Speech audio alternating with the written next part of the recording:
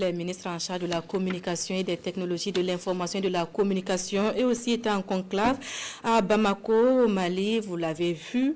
Ils étaient invités à l'examen et à la validation des travaux des experts des médias consacrés à la mise en œuvre d'une télévision, d'une radio et d'une presse écrite en ligne de l'espace communautaire. Des organes qui seront dirigés par une administration commune des 3 pays, nous dit Famoussa Sidibé. Les États de l'espace confédéral du Sahel actent l'accroissement de leur offre de services publics d'information. Réunis à Bamako, les ministres des 3 pays chargés de la communication et des TIC entérinent les conclusions des travaux des experts issus des médias d'État de l'AES.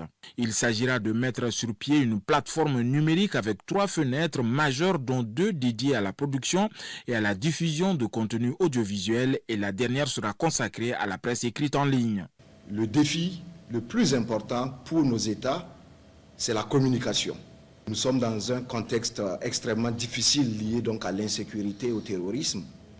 Des moyens sont déployés pour justement lutter contre le terrorisme, mais l'un des moyens efficaces, c'est l'information, c'est la communication.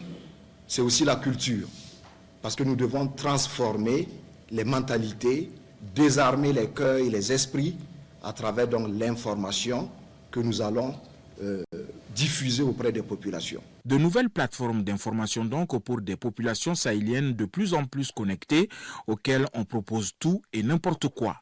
Penser aux actions de développement, c'est ça qui intéresse notre population, pas des informations politiques ou sociales telles qu'elles nous ont été léguées par nos anciens partenaires qui nous ont fait oublier nos autres droits de développement, de la santé, de l'éducation, de l'agriculture.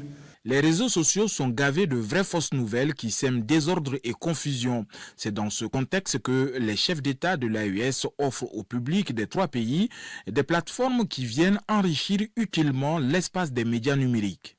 La réponse appropriée à cet acharnement médiatique consiste à la mise en place d'outils de communication adaptés, comme la Web TV, afin de mettre à disposition ou publier des informations fiables et instantanées, ainsi que des messages de sensibilisation.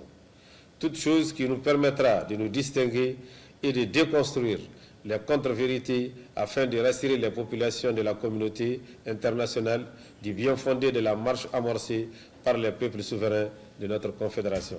Ces 2 jours de travaux intenses ont également permis d'esquisser la future télévision et radio de l'AES pour le rayonnement et la souveraineté de nos populations dans leur espace. Ces médias viennent non comme des gendarmes, mais plutôt comme des professionnels soucieux de l'équilibre éditorial sous tous ses aspects.